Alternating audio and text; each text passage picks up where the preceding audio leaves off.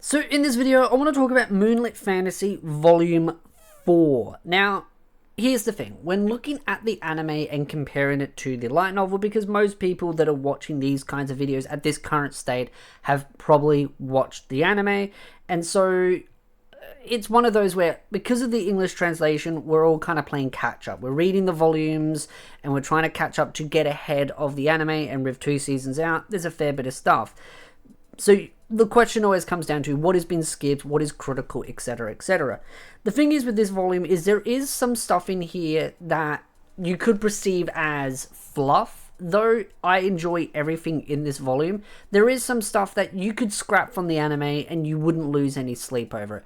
Mostly stuff to do with the bandits, which is right at the end of the volume. It's like the last little component because there's this whole big fight scene. So if you watch the anime, there's the goddess scene where she zaps him up, drops him into a middle of a battlefield, and some crazy chick with a sword and a person that clearly is connected to the sword are fighting him, and that's a magic user.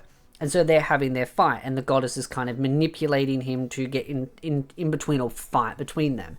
That's the main meat and potato from this volume that is in the anime itself, and the rest is all kind of stuff that doesn't have to, well, from the studio's perspective, they didn't have to put it into the anime, so they didn't. But for me, there is some stuff in here that I kind of do wish was in the anime.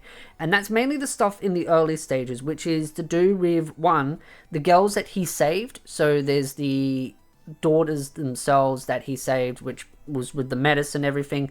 They are actually kind of interested in him. Whether romantic or not, they kind of generally show quite a large amount of interest. They show it early on, which to me indicates romantic feelings. Like they might be kind of like got a little bit of a crush on him because he's the hero, he saved them, so they're kind of interested in him, because the father kind of brings up like, oh, he's not really that attractive, so why are they interested in him?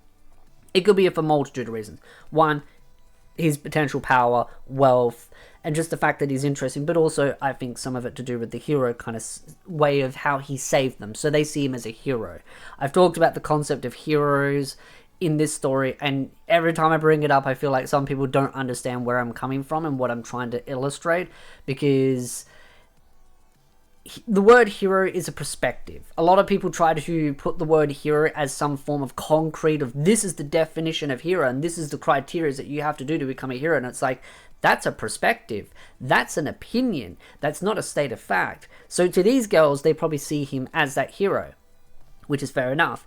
The other stuff that's really interesting is the blessing system, which of course you know about the blessing system from the anime itself, but it goes into a lot more details about the power struggles of it, is how even the humans themselves will try and get the blessings from the goddess themselves, and depending on who gets the blessing is basically the winner out of a fight. So say 2 human kingdoms are like not liking each other and they want to go to war, they have to go to the goddess and say, please give us a blessing. And of course, everything is looks based, so it basically becomes a beauty pageant, so that they all have to kind of, that's where it is. It's all about beauty and attractiveness.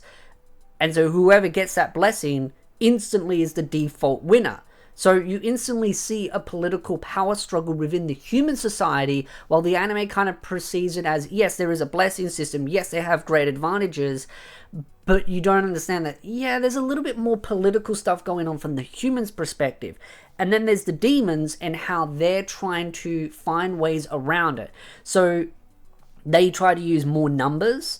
They also try to use technological advancements, and this is where it also comes down to that the humans are relying on the blessing too much, to the point where they've become too arrogant, to the point where they go, well, why do we have to try? We've got the blessing. We don't need to do anything else because we can just roll up, blessing, win, go home, and that's easy. They don't have to think too much. It's training, strategy or tactics, all of that just kind of goes out the window. While the demons are like, well, we don't have it, so we have to find ways of getting around this problem. So they train harder, they fight harder, they use numbers, they use tactics, they use technology, they use everything at their disposal to try and beat these humans. And this is where now things are starting to get a little bit more like the humans quite don't have the advantages they used to, because now the demons are like, well, we're using all these other methods, and now we've worked out a way to remove the blessing.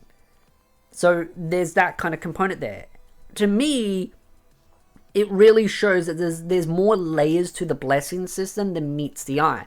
Yes, you can kind of glean that from the anime, but it would be nice to have a little bit of that context. Even a 1 minute, 2 minute scene kind of explaining that, but exposition dumping to some people is bad and evil, even though I wouldn't see that as exposition dumping.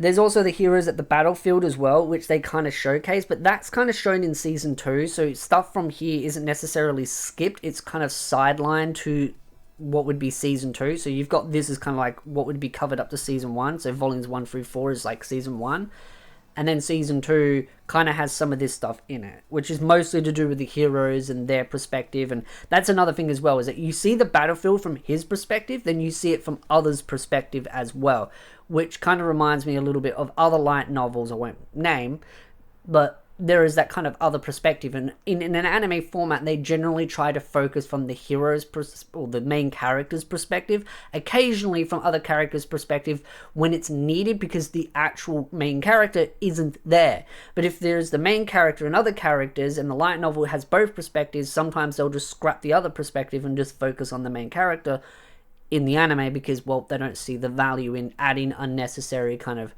repetition. In a light novel, it makes sense in itself. You also get a lot more about his past life as well, which is what I think is really cool about this volume, is that you do get an idea of his feelings about his past and some of the feelings that he had for certain individuals from his past life. Certainly a girl that asked him out and he rejected, and it kind of also really highlights why he's not so keen on chasing these girls, the spider and the dragon, because now you start to understand he's a little bit more reserved in his feelings. He's not so gung-ho at falling in love, which now gives you a better perspective of how his mind is thinking, why he sees romance in the way he does, because of his past life. Not quite shown in the anime. So yes, there is some stuff that could definitely be skipped, like the bandit stuff, that could be skipped, but again, like I've said, the girls themselves, their interest in him or feelings, however you want to go about it. The blessing system gives a lot more context to sort of the geopolitics. And then you've got, like I said, all this other little itty-gritty stuff that I think is just kind of important. So it depends on the perspective. Some stuff I think should have been added in, some stuff definitely could have been skipped. Overall, I think this is a really cool volume. I feel like it kind of sets the stage for the next sort of arc in the story. So I find volumes 1 through 4 is kind of like its own arc itself, sort of the start of things, building the basics of the foundation of the world, and introducing some major characters that are going to be pivotal in moving the story forward, and then getting ready for what I would see as like an arc 2 from this point onwards.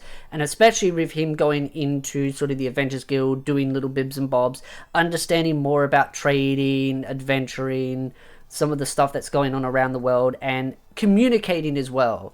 Like, he's getting better social skills in how to deal with people as well, and that's something else that's in there.